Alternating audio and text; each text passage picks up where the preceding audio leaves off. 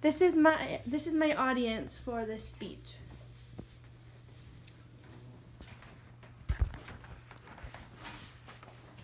Some people choose to be doctors. Some people choose to be lawyers. Some choose to work in an office. Some choose to own a business. Some choose simply not to go to college and do whatever they can. Now, the common factor among all these careers is that without teachers, none of this would be possible. The sad thing is, in America, teachers earn very little money, and this needs to change. The pay for the teachers in America need to rise. Teachers earn less than other business professionals. You need a bachelor's degree and in most cases eventually a master's degree. School is expensive, and a lot of the time students have loans, and with the teacher's salary, it's almost impossible to get those off in a matter of years. And the thing about teachers getting summers off that you hear, it isn't exactly true. Sure, there's no school, but during this time they're doing lesson plans, preparing for their classrooms. Some even need to work a second job to support themselves. So yeah, they do a lot outside of the classroom, unpaid for.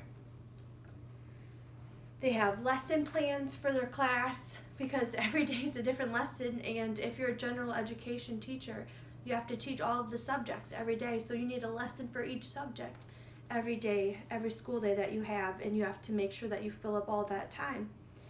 Grading, of course, stacks and stacks of papers to grade, tests, quizzes, whatnot. Professional development, and they also have to get a lot of meetings, and they have to do a lot of notes to parents, and so a lot of preparation is put in, and the pay simply is not supporting them in the way that it should, because all of the time that they're spending there's still a lot of time spent outside of school.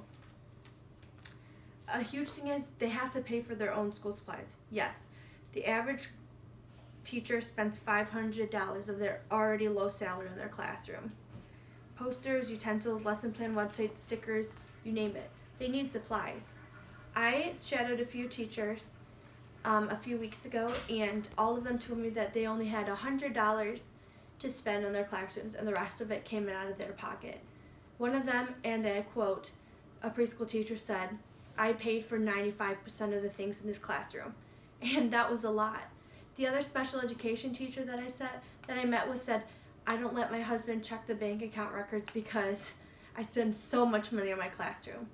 So yes, it gets expensive and it adds up.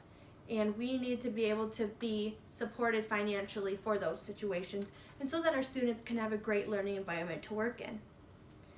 Another fact, it is stressful. A sad statistic is 40 to 50% of the new teachers quit within 5 years.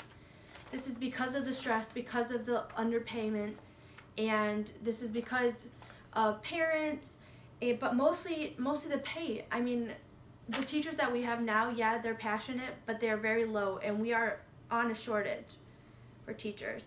Long hours outside of the workplace, like I mentioned, with no compensation, a lot of people don't want to have to do that. And plus, kids are exhausting. Teachers also have to deal with conflict on top of teaching academics. Yes, they teach academics, but a lot of the times, especially with the younger kids, the teachers are teaching them core lessons and values. They're teaching them relationships, social skills, manners, and things like that. So a teacher is really inspirational in their life, and they do more than just teach subjects. Teachers inspire, and they make an impact. They positively shape young minds, the minds of our futures. They help differentiate right from wrong in different scenarios and situations. They teach students life skills, and they act as a support system when teachers are down.